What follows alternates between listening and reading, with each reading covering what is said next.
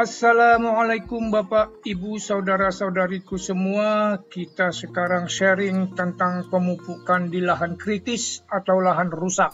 Definisi lahan kritis atau lahan rusak bisa kita temui di Undang-Undang Nomor 37 Tahun 2014 tentang konservasi tanah dan air, yaitu pada pasal 1 ayat 5 dan ayat 6.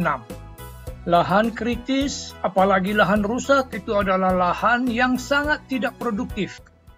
Lahan perkebunan yang berpasir itu juga bisa dikategorikan sebagai lahan kritis. Umumnya di Indonesia lahan kritis terutama disebabkan karena erosi. Tetapi kegiatan pertambangan bahkan bisa menjadikan lahan itu menjadi lahan yang rusak. Ke lahan-lahan kritis dan rusak seperti inilah kami pernah melakukan pemupukan sehingga lahannya menjadi hijau kembali dan menjadi produktif kembali. Ada dua bagian video yang akan kita bikin, insya Allah. Bagian pertama adalah pemupukan lahan sawit berpasir, dan yang kedua adalah pemupukan lahan bekas tambang. Ayo kita berangkat sekarang. Kita dari Jakarta akan menuju kota Pontianak.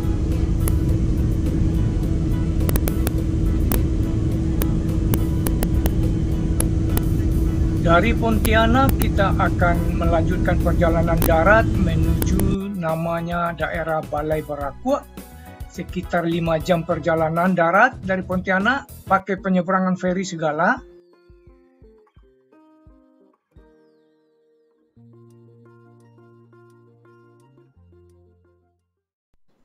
Bagi saya yang baru pertama kali menjelajahi daerah sana, tentu saja ini merupakan perjalanan yang mengasihkan. Saya enjoy sekali. Nah, apa persoalan yang kita hadapi di lahan perkebunan yang berpasir ini? Yang jelas, struktur lahannya itu butiran, sangat poros, kemampuan menahan airnya rendah, pencucian unsur haranya tinggi. Di samping itu, lahan pasir mempunyai koloidal tanah yang sangat rendah. Koloid tanah itu berfungsi sebagai wahana pertukaran kation anion agar unsur hara bisa diserap tanaman. Kalau diberi pupuk, terurainya sangat sedikit dan itu pun akan segera hilang kalau datang hujan. Jadi efisiensi pemupukannya sangat rendah. Akibatnya pohon sawitnya menjadi kerdil. Kemudian di beberapa bagian daunnya itu ada yang berwarna kuning menandakan kekurangan unsur hara. Ujung-ujungnya butuh biaya besar untuk pemupukan. Lalu apa solusinya? Nah, disinilah kami menawarkan penggunaan pupuk unggulan dari PT Palestina dan CV Maros Lestari.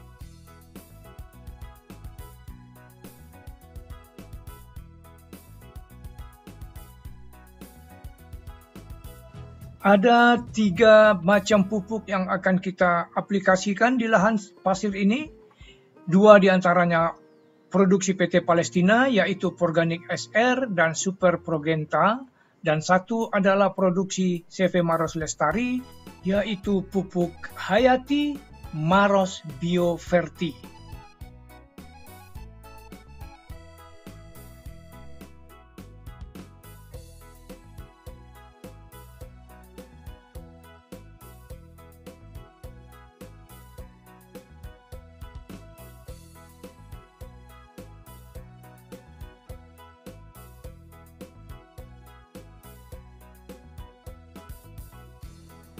Tim kami masuk ke lahan tersebut pada tanggal 12 November tahun 2011.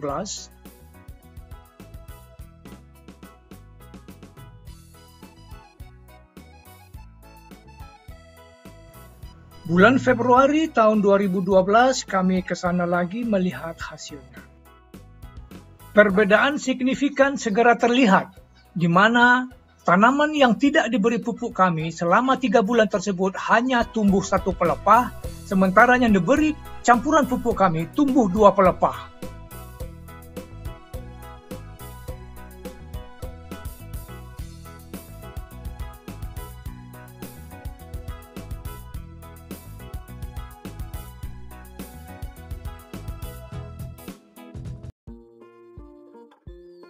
Kombinasi Organic SR dengan Maros Bioverti itu merupakan kombinasi yang sangat bagus untuk pembenahan lahan kritis, lahan marginal, lahan berpasir, dan termasuk juga lahan bekas tambang.